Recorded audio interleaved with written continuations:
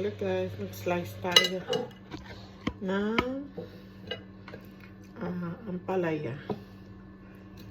Para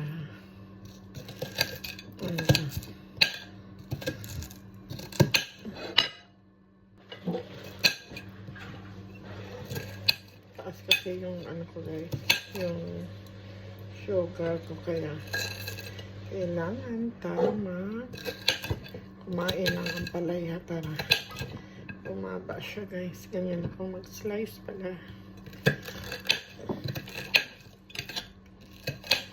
Ako lang naman kakain kasi ayan.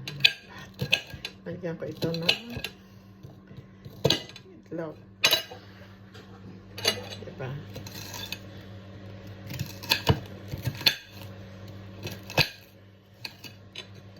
Ayan. Thank you for watching.